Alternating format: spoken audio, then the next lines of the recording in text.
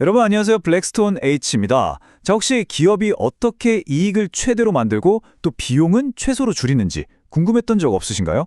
그 비밀을 풀는 열쇠가 놀랍게도 바로 이변수 함수의 극값에 숨어 있습니다. 오늘 저랑 같이 그 비밀을 한번 시원하게 파헤쳐 보시죠. 자, 우리 한번 이런 상상을 해볼까요? 여러분이 이제 막 회사를 차린 CEO가 된 거예요. 우리 회사 이익이 딱 두 가지에 따라 결정된다고 해보죠. 바로 생산 비용과 마케팅 비용. 이 두 가지 변수가 막 얽혀서 이익을 만들어내는데 대체 이 비용들을 어떤 비율로 써야 이익이 최대가 될 수 있을까요? 이게 바로 오늘 우리가 풀어야 할 미스터리입니다. 그래서 오늘의 탐구 계획은 이렇습니다. 마치 탐정이 된 것처럼 이익 극대화라는 미스터리를 해결하기 위해 한 단계 한 단계 단서를 찾아 나설 거예요. 먼저 첫 번째 단서, 평평한 지점을 찾고요. 그러다 보면 안장점이라는 예상 밖의 함정도 만나게 될 겁니다.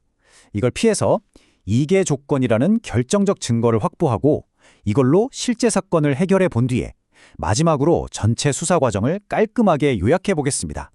준비되셨죠? 좋습니다. 그럼 수사 첫 단계로 들어가 볼까요?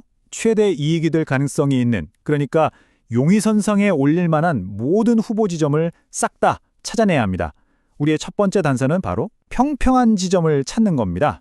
자, 이익 함수를요, 이렇게 3차원 공간에 펼쳐진 어떤 지형이라고 한번 상상해 보세요. 언덕도 있고 깊은 계곡도 있는 그런 지형이요. 그럼 우리가 찾는 최대 이익 지점은 뭘까요? 당연히 가장 높은 산의 정상이겠죠. 반대로 최소 비용 지점은 가장 깊은 계곡의 바닥이 될 거고요. 아, 그러네요. 생각해보니까 산 정상이나 계곡 바닥이나 그 맨 꼭대기 지점이나 맨 아래 지점은 순간적으로는 기울기가 없이 평평하겠네요? 바로 그겁니다. 정확해요. 바로 그 평평한 지점이 우리가 찾아야 할 첫 번째 단서인 거죠. 이 평평한 지점을 수학적으로 찾아내는 방법이 바로 일계 조건이라는 겁니다. 여기서 편미분이라는 도구를 쓰게 되는데요. 이름이 좀 어려워 보이지만 전혀 그럴 필요 없어요. 그냥 특정 방향으로의 순간 기울기다, 이렇게 생각하시면 돼요. 그러니까 X축 방향으로 봐도 기울기가 0이고 Y축 방향으로 봐도 기울기가 0인, 말 그대로 사방이 평평한 지점을 찾는 거죠. 이 지점들을 우리는 정류점이라고 부르고요. 이 친구들이 바로 우리의 첫 번째 용의선상에 오른 후보들입니다. 하지만 수사가 언제나 그렇듯 그렇게 간단하게 풀리진 않겠죠? 우리가 찾은 이 첫 번째 단서만으로는 진짜 범인, 그러니까 진짜 극값을 확정할 수가 없습니다. 왜냐하면 여기에 아주 교묘한 함정이 숨어 있기 때문이죠. 잠깐만요. 그럼 기울기가 0인 곳, 그러니까 평평한 곳은 전부 다 산 정상이거나 계곡 바닥이라는 뜻인가요? 무조건 극값이 되는 거예요? 이야, 정말 예리한 질문인데요? 결론부터 딱 말씀드리면 그렇지가 않습니다. 바로 이 안장점이라는 녀석 때문이에요. 이게 진짜 함정 카드죠. 이름 그대로 정말 말 안장처럼 생겼는데 이 지점도 분명히 평평해서 우리의 일계 조건 테스트는 가뿐하게 통과합니다. 하지만 산 정상도 아니고 계곡 바닥도 아니에요. 말하자면 극값 신척 행세하고 있는 아주 교묘한 가짜 용의자인 셈이죠. 이 안장점이 얼마나 교묘하냐면요. 이쪽 방향에서 보면 분명히 언덕 꼭대기처럼 보이거든요. 그런데 고개를 90도 돌려서 다른 방향에서 보면 오라? 이번엔 계곡 바닥처럼 보여요. 정말 헷갈리죠? 그래서 우리는 이 가짜 용의자 안장점을 진짜 극값과 확실하게 구별해낼 더 강력한 수사도구가 필요하게 된 겁니다. 자, 이제 진짜와 가짜를 완벽하게 가려낼 결정적 증거를 꺼내들 시간입니다. 바로 이계 조건이라는 도구인데요. 이걸 쓰면 우리가 찾아낸 평평한 지점들이 진짜 산 정상인지, 깊은 계곡 바닥인지, 아니면 그 교묘한 안장점인지 확실하게 판별할 수 있습니다. 이 이계 조건이라는 건 세 가지 작은 도구로 이루어져 있어요. 먼저 fxx는 x축 방향으로 얼마나 휘어져 있는지, 그러니까 위로 볼록한지 아래로 볼록한지를 알려주고요. fyy는 y축 방향의 휘어짐을 알려주죠.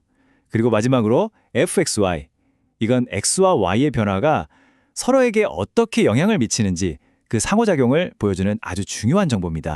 자, 그럼 판별 과정은 어떻게 되느냐? 아주 간단합니다. 먼저 이 세 가지 도구를 딱 조합해서 판별식 D라는 값을 계산해요. 그 다음에 이 D값이 플러스인지 마이너스인지만 확인하면 됩니다. 만약에 D가 플러스, 즉 양수가 나왔다? 그러면 그때 fxx의 부호를 한 번 더 확인해서 최종 판결을 내리는 거죠.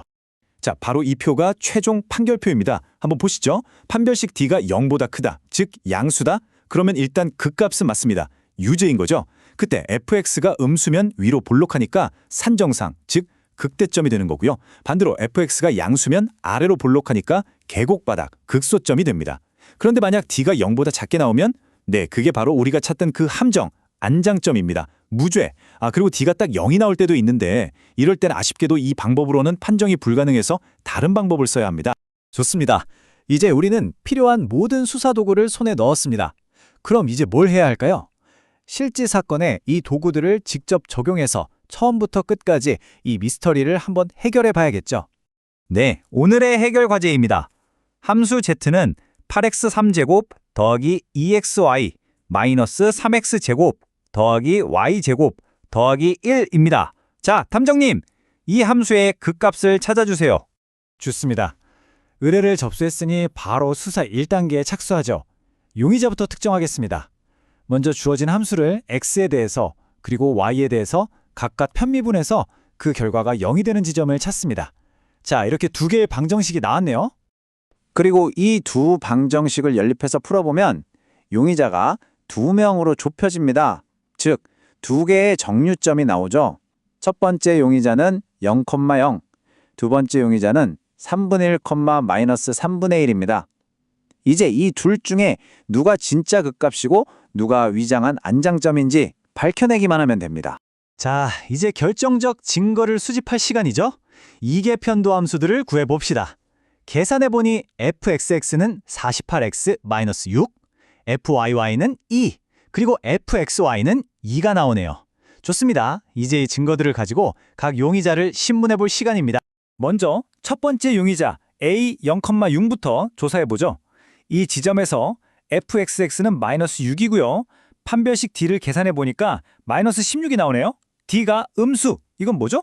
네, 바로 안장점입니다. 첫 번째 용의자는 무죄였네요. 자, 그럼 두 번째 용의자 B 3분의 1, 마이너스 3분의 1을 볼까요? 여기서는 fxx가 10이고 판별식 D는 16이 나옵니다. D가 양수이고 fxx도 양수. 이건 뭐죠? 바로 극소점입니다. 범인을 찾았네요. 사건 해결입니다. 자, 이렇게 해서 우리는 이변수 함수라는 복잡한 지형 속에서 극값이라는 보물을 찾아내는 이 탐정 수사 기법을 완벽하게 익혔습니다. 다시 돌아보면 핵심적인 수사 절차는 정말 간단해요. 기억하실 건 딱 두 단계입니다. 첫 번째, 일계 조건, 즉 fx = 0, fy = 0을 이용해서 모든 유의 후보, 그러니까 정류점을 싹 다 찾아낸다. 두 번째, 이계 조건, 즉 판별식 D와 fxx라는 결정적 증거를 가지고 각 후보가 진짜 극대인지, 극소인지, 아니면 그냥 안장점인지를 최종 판별한다. 어때요? 아주 명쾌하죠? 사실 오늘 배운 내용은 단순히 수학 문제를 푸는 데서 그치지 않아요. 한번 곰곰이 생각해 보세요. 여러분의 전공 분야나 혹은 여러분이 관심 있는 분야에서 이렇게 두 가지 이상의 변수가 막 서로 얽히고 설켜서 어떤 최적의 결과를 만들어내야 하는 문제가 또 뭐가 있을까요? 오늘 배운 이 분석의 틀을 여러분의 세상에 한번 직접 적용해 보시면 정말 재미있을 겁니다. 지금까지 블랙스톤 H였습니다. 감사합니다.